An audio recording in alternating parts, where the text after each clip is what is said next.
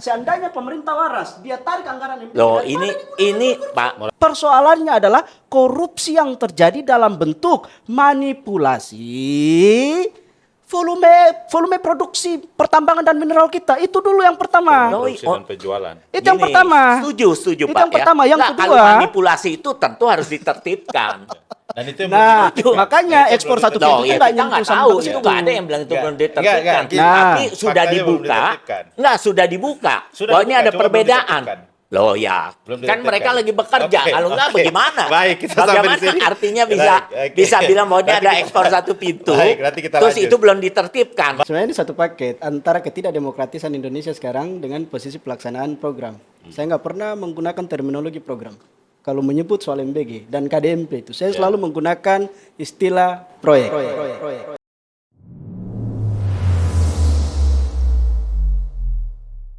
Semua presiden pasca reformasi sampai dengan saat ini nggak ada yang berani menyentuh itu terkecuali Pak Prabowo Subianto. Apa yang disitu? Saya terkagum-kagum ketika beliau mengeluarkan peraturan pemerintah nomor 8 tahun 2025 yang praktis diberlakukan 1 Maret 2025 terkait dengan ekspor satu pintu. Ini tujuannya bagus. Tujuannya bagus. 2026 ya Pak. Hah? Maksudnya 2026 bukan 2025. Beranjak dari awalnya dari regulasi di tahun 2025 itu saya ingat praktis berlaku di tanggal 1 Maret 2025 itu. Itu saya bilang tujuannya bagus. Tujuannya bagus kenapa? Karena beliau melihat bahwa dalam konteks ekspor itu banyak mafia. Mafia yang memaksa kita untuk kemudian melihat bahwa pergerakan devisa kita itu kebanyakan tersimpannya di luar negeri. Tidak balik untuk kemudian menguatkan posisi moneter kita. Ya. Nah, lewat ekspor satu pintu itu maksudnya apa? Saya melihat itu regulasinya. Tujuannya yang pertama adalah meningkatkan transparansi pencatatan data ekspor. Pertama. Yang kedua, meningkatkan pengawasan Bank Indonesia dan juga pemerintah Indonesia untuk mengontrol pergerakan devisa itu. Nah, disambut lagi dengan kebijakan terbarunya, yakni mewajibkan semua pelaku usaha Ya, secara terbatas. Artinya selama ini berarti devisa kita keluar masuk nggak terkontrol selama hampir 80 tahun kita merdeka dong berarti kan? Itu yang pertama. Yang kedua disambut dengan kebijakan penempatan devisa hasil ekspor 100% di bank-bank dalam negeri. Ini tujuannya bagus. Cuman saya melihat kayak gini, ada permasalahan secara hukum yang membuat hal itu bakal berjalan tidak maksimal. Karena kita tahu kita punya Undang-Undang 2499 yang dibuat pada tahun 98 sampai 99 itu. Di pasal 2 ayat 1 menyatakan bahwa Indonesia itu basisnya adalah rezim devisa terbuka. Dan posisi nilai tukar kita jenisnya adalah free floating exchange rate. Nah, rezim devisa terbuka itu pada bagian penjelasan itu disebutkan dengan baik bahwa pemerintah Indonesia, otoritas moneter, otoritas fiskal tidak punya kewajiban dan tidak punya kewenangan untuk memaksa siapapun menukarkan devisanya ke dalam nilai tukar rupiah. Satu. Yang kedua, mereka juga tidak punya kewajiban dan kewenangan untuk kemudian mendesak siapapun pemegang devisa tadi untuk menempatkan devisanya 100% dalam negeri. Itu nggak ada kewajiban itu. Dulu nggak diatur. Itu diatur dalam Undang-Undang 2499. Diatur. Nah sekarang Prabowo coba menabrak itu dengan menggunakan peraturan pemerintah. Makanya saya bilang ada klasifikasi secara hukum yang memang bermasalah. Dia mencoba mengurai masalah itu dengan menggunakan peraturan pemerintah. Tapi di saat yang sama masalah itu justru muncul lewat aturan perundang-undangan.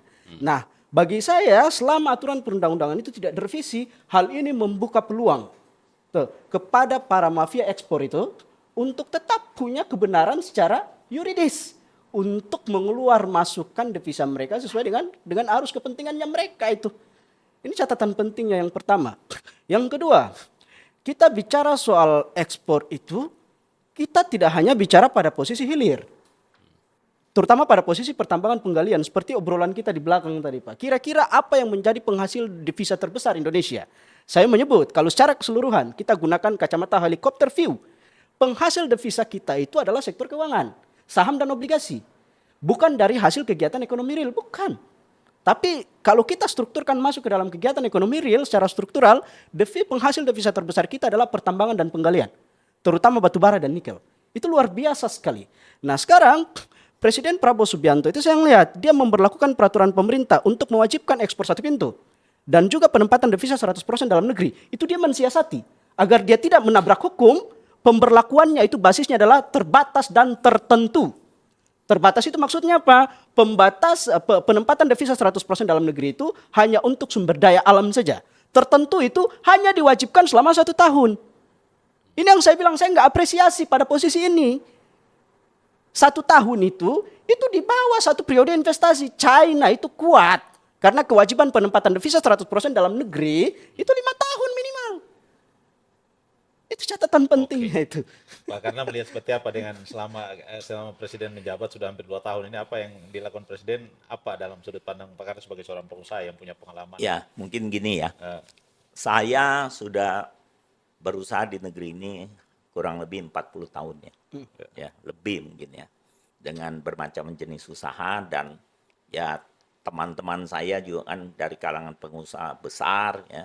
Sampai juga pejabat-pejabat tinggi ya. Terus terang selama 1,5 tahun ini ya, hampir 2 tahun ya, hampir 2 tahun kepemimpinan Pak Prabowo, saya lihat beliau mengambil langkah-langkah yang sangat-sangat berbeda dengan presiden-presiden sebelumnya. Saya nggak tahu ya, apa karena memang pemikirannya, karena saya lihat, saya ada baca ya buku beliau yang Paradoks Indonesia ya.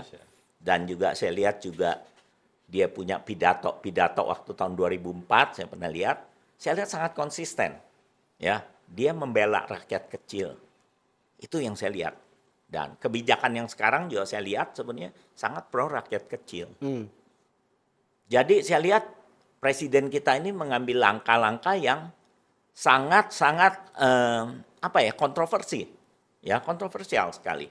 Tapi saya pikir itu jalan terbaik mungkin saat sekarang. Menurut saya sekali lagi ya. Kenapa saya bilang terbaik? Ya karena mungkin nggak ada pilihan. Ya, nggak ada pilihan. Misalnya kebijakan apa? Ya, terus terang misalnya MBG. Ya, banyak kan orang menentang kebijakan ini. Ya. Kalau menurut saya, ya dia memberi makan kepada masyarakat. Ya menurut saya itu kewajiban negara. Apalagi dia menarik pajak dari masyarakat. Siapa yang mau makan artinya MBG kalau dia mampu? Ya kan? Jelas menurut saya ini satu kebijakan yang pro rakyat.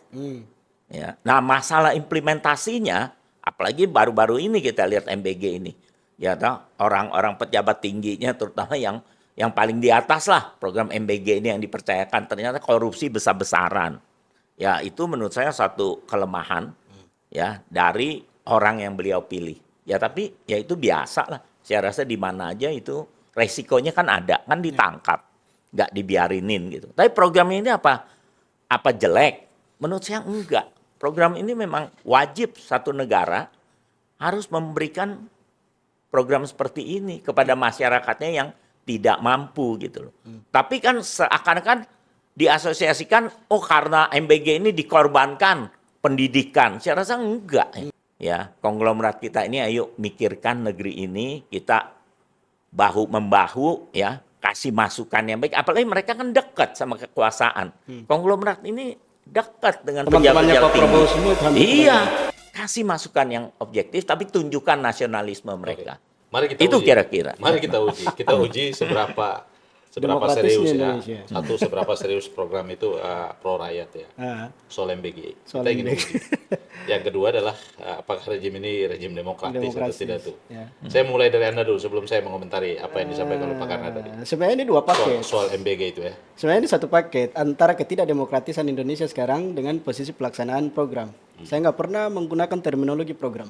Kalau menyebut soal MBG dan KDMP itu, saya selalu menggunakan istilah proyek. Kenapa? Karena program ini lahir yang pertama 10 bulan kosong dari regulasi, Pak. Catatan pentingnya. Nggak punya payung hukum. Yang kedua, sampai dengan hari ini meskipun regulasinya 10 bulan kosong, keluar 31 Oktober, dan sekarang sudah keluar regulasinya itu, tapi sampai sekarang saya nggak pernah lihat rujukan akademiknya. Artinya apa? Program ini amburadul. Kajian terkait dengan latar belakang masalah. Nah, perencanaan, mekanisme pelaksanaan, pengawasan, sampai pada akuntabilitasnya itu buruk, nggak teruji dia, nggak terukur dia. Nah sekarang saya balik tanya sama Bapak, apa tujuan dilaksanakannya MBG? Ditarik relasinya dengan efisiensi dan efektivitas penggunaan anggaran APBN. Apa coba? Ya, orang bilang tujuannya adalah untuk... Kalau mau silakan, Pak. Ya, enggak, kalau saya lihat program ini program sosial.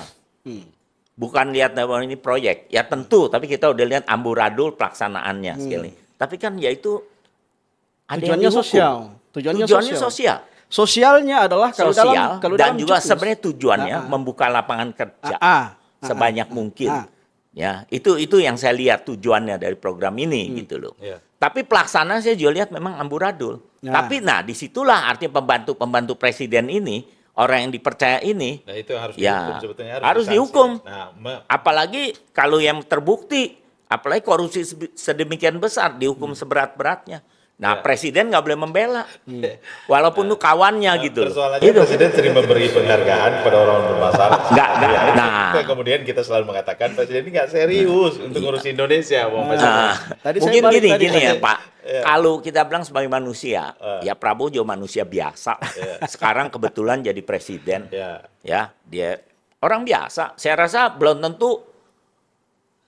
Artinya lebih pintar dari Bang Sukur, dan belum tentu. Tapi dia beruntung dipilih sama rakyat, dia jadi presiden sekarang. Keberuntungan itu yang mau kita uji, Pak.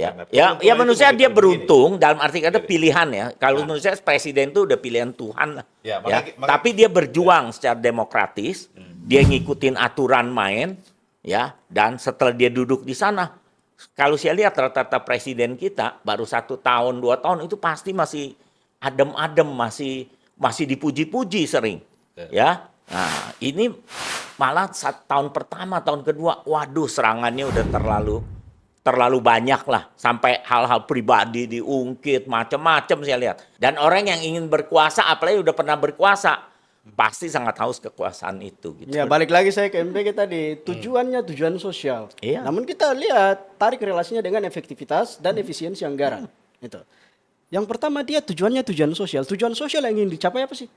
Kalau kita buka Juknis dan SOP-nya, MBG itu proyek itu untuk mensiasati stunting. Stunting itu bukan pada anak, Pak. Nah, kalau stunting itu pada ibu. Berhenti dulu, saya selesaikan dulu. Stunting itu bukan pada anak tapi pada ibu. Itu. Jadi kalau memang efektivitasnya untuk menyelesaikan stunting, ke orang tuanya, Pak. Konstitusi kita itu tidak pernah mewajibkan negara untuk cash transfer. MBG itu replika dari cash transfer. Yang diwajibkan oleh konstitusi adalah projob. Projob itu artinya apa? Penyediaan lapangan kerja. Anggaran sebegitu besarnya. 335 triliun. Bapak tahu nggak itu pengorbanan dari pemotongan anggaran mana? Itu 306,69 triliun itu dipangkas dari anggaran publik. Belanja daerah, Pak. Ya, daudak dipotong. Itu ditarik semua untuk membiayai program prioritas presiden yang disebut sebagai MBG itu. Nah, coba anggaran sebesar itu, kita berikan subsidi ke perbankan. Terus perbankan itu, dia mengatur bagaimana caranya dia memberikan kredit kepada UMKM. Pelaksanaan MBG itu nggak menyentuh UMKM, Pak. Itu melibatkan mitra yayasan, SPPG, yang semuanya itu terafiliasi dengan para pendukungnya Prabowo Subianto. 70% dari mitra yayasan dan SPPG itu. Partai politik 1. TNI Polri 2. Yang ketiga ormas-ormas. Ya kan? Dan yang keempat itu mitra-mitra yayasan swasta yang kebanyakan itu terafiliasi dengan petinggi-petinggi atau eksekutif BGN. Yang ujungnya udah bisa kita lihat, kejaksaan. 3 orang pakai rompi orange, Pak. Ya karena itu saya bilang, jadi presiden ini walaupun orang yang dia angkat, dia percaya, tapi karena terbukti melakukan kesalahan ya dihukum. Dikasih ini artinya apa? Tadi baju orange. Gini Pak, kalau program MBG ini, yang tadi saya bilang bahwa ini untuk menghilangkan stunting. Saya bukan saya menghilangkan stunting. Benar, kalau stunting itu harus dari ibu. Kalau saya lihatnya ini, program ini membantu banyak orang kita yang memang nggak bisa makan. Sopir saya aja. Ya, sopir saya aja dengan gaji, kalau kita mau balik ngomong kita. Gaji 6 juta aja kalau hidup di kota besar Jakarta. Ya berat. Nggak mungkin. Iya kan? Karena itu banyak. Kenapa sebenarnya program ini harusnya dimasukin ke daerah termiskin. Ya, tapi kan dijalankan dulu. Ya saya bilang. Karena memang program ini mungkin timbulnya program ini karena Pak Prabowo mengetahui masyarakat miskin di kita itu karena makanannya nggak sanggup banyak. Tapi saya setuju bahwa program utama itu lapangan kerja. Tapi kan faktanya di tempat kita lapangan kerja kita nggak bisa berikan, tapi larangan banyak. Pajak ini kayak dibilang sekarang kita punya NPWP kalau nggak salah saya dengar misalnya Pak, itu baru 11 juta kalau nggak salah ya. Kalau nggak salah ya. Jadi orang yang bayar pajak waktu itu, saya nggak tahu sekarang, atau mungkin 20 juta. Kalau dari jumlah penduduk kita misalnya. Ya ini jelas memang masih sangat kurang. Tapi kan kita tahu pendapatan orang-orang kita ini kalau gajinya... Kalau diukur dari NWP itu kelas pajak tertentu saja. Tapi kalau kewajiban pajak dalam komponen pajak itu semua punya karena rakyat kecil yang gaji 5 juta pun dipajakin. Iya kan? Ya tapi kan itu sekali lagi perusahaan yang bayar. Jadi sebenarnya pemerintah kita mengumpulkan uang dengan aturan-aturan yang dia buat. Bisa aja itu dibebaskan. Bisa aja misalnya minimum wage itu ditingkatkan kalau perlu gitu. Jadi problem di negara kita memang sudah sangat-sangat apa ya kalau saya bilang itu banyak sekali. Tapi apa ini kesalahan Pak Prabowo 1,5 tahun, hampir 2 tahun? Saya rasa enggak. Ini rejim sebelumnya. Nah, tapi dia menanggung sekarang beban seperti ini. Kalau saya lihat sekali lagi, kalau presiden kita ini mau hidupnya senang enak, ya dia do business as usual aja. Dekatkan dengan oligarki, kasih oligarki bermain, ya dia 5 tahun nggak akan gonjang-ganjing seperti ini. Ini gonjang-ganjing seperti ini karena dia melawan oligarki. Ada juga ya saya lihat karena situasi geopolitik, ya memaksa dia harus memutar otak seperti ini. Ya terus terang lah, waktu periode sebelum dia yang kita habis Pak Harto lah ya, saya ngikutin kalau balik ke sejarah itu Pak Harto. Habis itu ada Habibie 1,5 tahun yang nggak punya arti apa-apa. Gus Dur, lalu Mega, ya hanya berapa tahun? Nggak ada arti untuk jadi presiden. Tapi SBY 10 tahun, Jokowi 10 tahun. Apa banyak yang dibuat buat negeri ini perubahan mendasar? Kalau nggak bisa gunakan logika perbandingan seperti itu. Enggak. Maksud kalau saya gini. Anda menggunakan logika perbandingan seperti itu, jadi pertanyaan pentingnya, kenapa berani ngambil jabatan? No. Kenapa dia Maksud saya begini, Pak. Enggak, saya bandingkannya karena kalau jadi presiden, enggak. Loh, fairnya gini loh, Pak. Maksudnya kalau setelah 10 tahun kita jabat. Kalau saya kan lihatnya waktu, Pak. Kalau dia 1,5 tahun, 2 tahun nggak bisa berbuat apa-apa. Itu poinnya, Pak. Saya bukan membandingkan dari segi, dia lebih baik dari ini. Bukan. Karena kita belum tahu kalau dia punya waktu, misalnya 5 tahun lah mungkin udah kelihatan, Pak. Ya, kalau namanya 2 tahun, 1 tahun kayak Pak Habibie itu lagi masa sulit, nggak bisa. Kebijakan dasarnya itu harus punya ukuran yang Setuju. Contoh menurut saya kelemahan sekarang. Saya sekali lagi bilang contoh, kok menteri kita begitu banyak, ngapain? Ini kan pemborosan anggaran. Ya sekali lagi, ya kalau kita sebagai pengamat atau kita pas bicara, ya kayaknya banyak yang bisa kita perbuat. Tapi kalau kita kembali lagi lihat, Indonesia ini sudah, ya kalau saya lihatnya dari 7 presiden sebelumnya. Ya 7 presiden sebelumnya. Saya lihat, ya kita jalan di tempat. Kalau saya nari itu poco-poco, nggak maju gitu loh. Bulak-balik aja di situ. Tapi kalau kita sekali lagi bilang, Pak Prabowo ini, saya bukan tadi yang dibilang sekarang muji-muji, bukan. Saya nggak muji Pak Prabowo dalam arti kata, wah dia bagus. Saya belum tahu. Nanti setelah dia misalnya 5 tahun, ya saya mungkin akan lihat apa dia lebih baik atau ada yang bilang mungkin dia sebelum 5 tahun mau jatuh, ini kan banyak yang bilang begitu. Enggak bisa gunakan ukuran seperti itu. Karena sekarang era digital, dulu era manual, untuk menilai satu kebijakan publik pemerintah kita butuh waktu 6 bulan, Pak. Efektivitasnya, evaluasinya itu kita butuh waktu 6 bulan. Sekarang di era digital, digitalisasi layanan birokrasi, kita hanya butuh waktu 3 bulan dibagi 2, Pak. Setuju. Nah, kalau gini Pak, kalau saya rasa kalau layanan birokrasi setuju, kita bisa lihat. Kita bisa lihat bagus atau enggak. Yang sebenarnya birokrasi nggak bagus. Pemerintah juga harus melakukan akselerasi. Saya setuju. Harus akselerasi semuanya. Akselerasi diperlukan untuk menertibkan cara kerja pemerintah. Termasuk cara berpikir presiden. Ini yang kita uji. Terus terang saya bilang. Saya beri contoh begini. Sebentar, saya beri contoh begini. Semua orang mengatakan bahwa proses demokrasi itu melahirkan orang menjadi pemimpin, ya. Dan setiap orang menjadi pemimpin di era demokrasi seperti Indonesia itu orang mengatakan, saya kan terpilih secara demokrasi. Kita uji dulu, Anda terpilih secara demokrasi atau tidak? Nah, mari kita uji. Untuk menguji validitas dia terpilih secara demokrasi atau tidak, pertama kita lihat dia terlahir dari usulan siapa, dia ditentukan oleh siapa, kemudian dia memenuhi syarat oleh siapa, kemudian kekuatan apa dan seterusnya. Ketika kita uji sampai pada tingkat itu, finishingnya kita ingin mengatakan bahwa dia menang bukan karena pilihan rakyat murni. Ada kekuatan politik yang dipakai, kekuatan istana dipakai, kekuatan kekuasaan dipakai. Nah, tapi kita sekali lagi, kekuatan oposisi kita mau memandang begini. Oke, kita tidak menyoal dia menang dari ruang itu, karena bagi kita, ketika dia menjadi presiden selesai.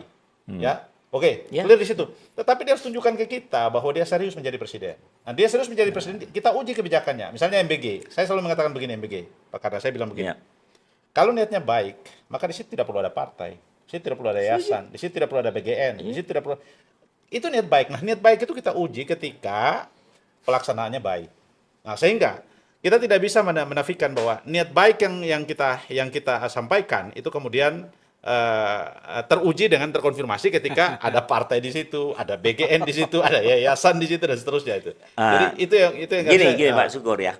Tadi kan Anda bilang bahwa kita nggak tahu bahwa dia terpilih secara demokrasi atau tidak. Faktanya dia sekarang duduk sebagai presiden. Ya. Nah, sekali lagi, gini Pak. Mungkin dengan cara, artinya mungkin dengan cara-cara yang tidak fair, tidak benar. Mungkin. Nah, artinya apa? Sistemnya yang harus kita perbaiki. Ya, itu yang mau kita. Kalau enggak, misalnya sekarang Prabowo diganti sama siapa? A, B, C lah. Sistemnya tetap begini, sama kalau Prabowo aja. diganti dengan siapa?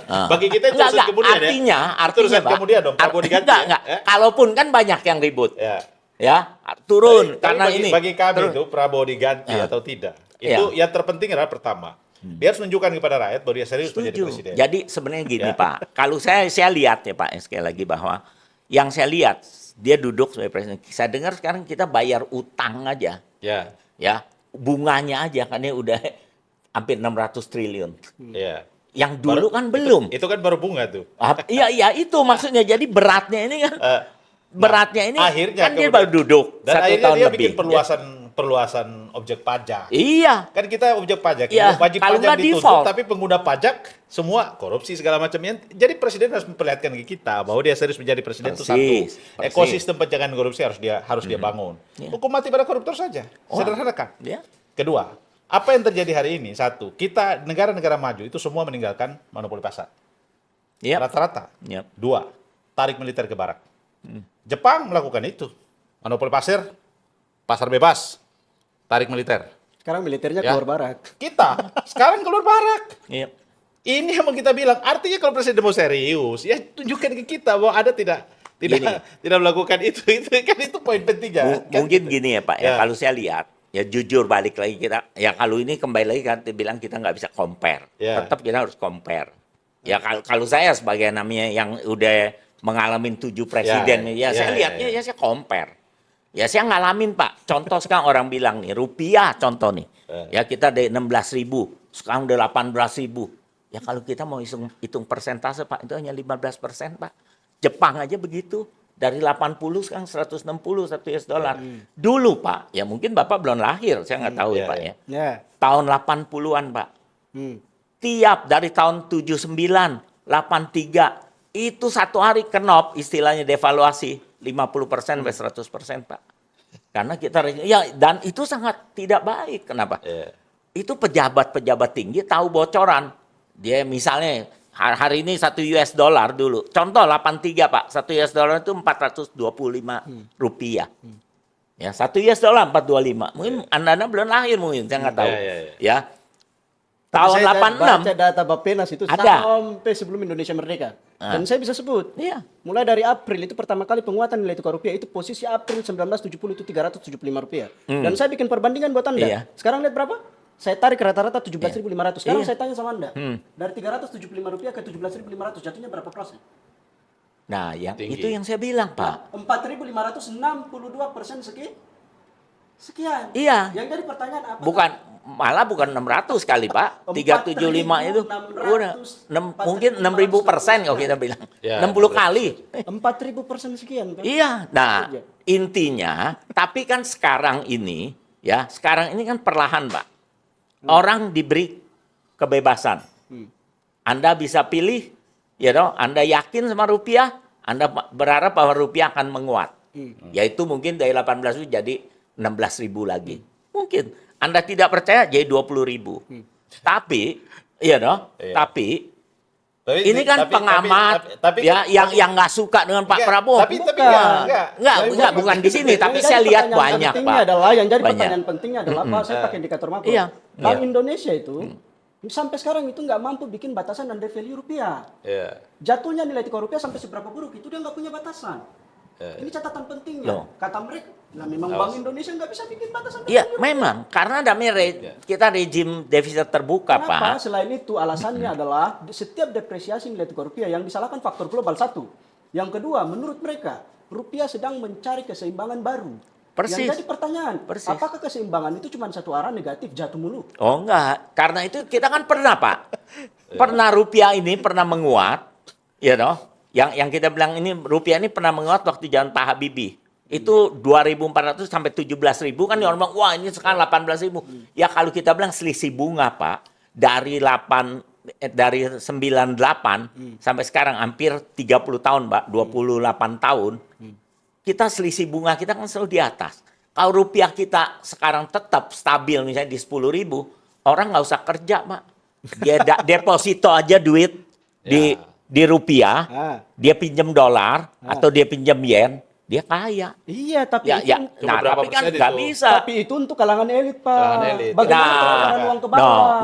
Karena itu, Pak, artinya Kalau suku bunga kebijakan naik, SRBI naik, Nah, yield yang obligasi diuntungkan naik. Gini, Orang Pak. patut berinvestasi di Justru sektor yang Uangnya kemarin naik ke atas. ingat nggak Pak? Saya lihat Makanya ada perputaran pidato uang itu Pak nggak bakal lari Prabowo. ke bawah dia. Ini kan banyak pidato Pak Prabowo, dolar nggak dipakai di desa. Orang kan langsung, oh tapi kan inflasi. Iya. Benar Pak. Karena itu Pak, yang saya bilang ini sekarang nih, kenapa saya bilang Pak Prabowo ini sekarang ini lebih baik dari yang saya lihat dari presiden sebelumnya. Karena dia dalam 1,5 tahun ini dengan begitu tadinya tebakan saya Pak, kita mungkin bensin udah nggak ada. Bener loh Pak. Karena kita import, mungkin kita udah nggak sanggup. Dan sekarang impor gila-gilaan kan, impor Loh. energi kan? Impor crude dan Loh, oil kita. iya impor. artinya Crude oil impor kan? Impor artinya 80%. macet total 80%, Pak. ya. Pak, banyak negara yang sekarang saya tahu Pak, yang keadaan dia punya ekonomi jauh lebih buruk dari kita. Tapi bukan mungkin karena kebijakan Pak Prabowo, bukan. Kita beruntung di negara Kebijakan ini yang Pak sangat Prabowo, kaya. Pak, Iya. dalam konteks fiskal yang punya Iya. relasinya dengan krisis energi, itu justru memperburuk keadaan. Saya kasih contoh. Persoalan depresiasi nilai tukar, gejolak geopolitik global, tersendatnya itu hilirisasi mudik tanker-tanker minyak. Harga minyak dunia naik kan? Kalau kita ngerujuk WTO misalnya, West Texas Intermediate misalnya, kita ngerujuk kepada Brent. Ini ICP kita ini kan pembentukannya dekat sekali sama Brent. ICP kita dalam asumsi dasar makroekonomi itu $70 per barrel. Pak, sekarang Brent itu Hitungan kita dulu $70 asumsinya. Tenang dulu, tenang. Sekarang harganya mendekati 90, artinya apa? Kenaikannya itu $20 lebih. Iya. Di saat yang sama kita itu punya program subsidi. Sekian puluh juta kiloliter yang ditanggung oleh APBN. Harga minyak dunia naik, dolar jatuh. Pembiayaan atas subsidi energi itu melonjak berkali-kali lipat dalam APBN. Di sini pemerintah seharusnya waras, gunakan fiskalnya. Nah, untuk belanja-belanja konsumtif lainnya. Karena APBN kita itu strukturnya 70% ke atas itu belanja konsumtif. Yeah. Saya bilang kayak gini Pak, daripada MBG kita keluarkan untuk membayar perilaku korup pejabat, mending kita tarik itu untuk tetap menjaga daya beli masyarakat dalam konteks memperkuat subsidi. Memang sekarang pemerintah tidak memotong subsidi, tapi konsekuensinya apa? Lonjakan impor energi itu dia menyedot surplus perdagangan. Bapak tahu nggak? Tadi saya baru baca data-datanya Kementerian Keuangan, datanya Bank Indonesia. Semua balance of payment kita, transaksi eksternal kita, itu ambruk semua Pak, nggak ada yang surplus. Neraca perdagangan 1,61 miliar US dollar defisit. Transaksi berjalan 4,01 miliar defisit. Transaksi modal finansial 4,1 miliar US dollar defisit. Neraca pembayaran kita 9,1 miliar US dollar defisit. Artinya apa? Mesin kita di semua sisi untuk mencetak falas, untuk mencetak devisa itu nggak kerja. Mati lumpuh dia. Setuju. Karena itu Kenapa, Pak? Saya tanya kenapa? Sekali lagi kenapa? Iya. Karena lonjakan impor energi tadi, dia menyedot surplus dan menambah beban terhadap fiskal. Seandainya pemerintah waras, dia tarik anggaran MBG. Loh, ini Pak, saya rasa bukan hanya MBG, Pak. Justru terus terang Pak, ini kan Pak Prabowo lagi bikin kebijakan satu pintu itu, supaya apa Pak? Yang under invoicing, ya kan Pak ya, transfer pricing ini hilang dan itu jumlahnya besar sekali Pak, melebihi MBG pasti. Enggak. Pasti. Catatan Karena MBG pentingnya, itu, Pak, ekspor Iya. satu pintu itu kita harus memahami logika, Pak. enggak, maksudnya Kita kita, harus memahami logika. Enggak, Ekspor ini itu kita fakta tidak hanya under bisa lihat invoicing pada benar posisi nggak Pak? pasar. Iya. Kalau menurut Bapak under invoicing terjadi nggak Pak? Terjadi. Nah, Cuman besar nggak Pak? Cuman cara mengatasinya itu kalau menggunakan ekspor satu pintu menurut saya nggak masuk akal, Pak. Ya. Kenapa nggak masuk akal? Mari kita lihat hierarkinya secara struktural. Ekspor satu pintu itu hanya mengatur pada posisi hilir. Masalah korupsi itu. Loh. Enggak, kita bedain masalah korupsi Masalah dengan korupsi. Kenapa mau ekspor satu pintu Pak? Supaya devisa ini bisa terkontrol. Ekspor satu pintu itu tujuannya dua, Pak. Tujuannya Kalau ekspor. saya baca dalam regulasinya itu tujuannya dua. Iya, Tujuan devisa yang ini pertama bisa itu terkontrol, steady, tetap meningkatkan di sini. transparansi pencatatan data ekspor yang pertama. Persis.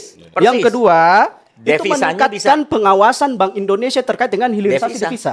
Iya. Itu catatan persis. pentingnya. Benar. Cuman persoalannya itu bukan pada tataran itu, Pak. Persoalannya adalah korupsi yang terjadi dalam bentuk manipulasi volume produksi pertambangan dan mineral kita. Itu dulu yang pertama. Produksi dan penjualan. Itu yang Gini, pertama. Setuju Itu Pak. yang pertama. Yang Nggak, kedua. kalau manipulasi itu tentu harus ditertibkan. Dan itu yang Nah, belum ditertibkan. makanya Dan itu ekspor belum satu ditertibkan. pintu Loh, itu ya nggak kita nggak nyentuh tahu. sampai Itu situ. nggak ada yang bilang itu belum ditertibkan. Enggak, Tapi sudah faktanya belum dibuka. ditertibkan. Enggak, sudah dibuka. Sudah Bahwa ini dibuka, ada cuma belum perbedaan. ditertibkan. Loh ya, Belum kan ditertibkan. mereka lagi bekerja. Oke, Kalau enggak oke. bagaimana? Baik, kita sampai Bagaimana di sini. artinya Baik, bisa oke. bisa bilang bahwa ini Nanti ada kita- ekspor satu pintu. Baik, nanti kita terus lanjut. itu belum ditertibkan. Baik, nanti kita lanjut pada episode berikut.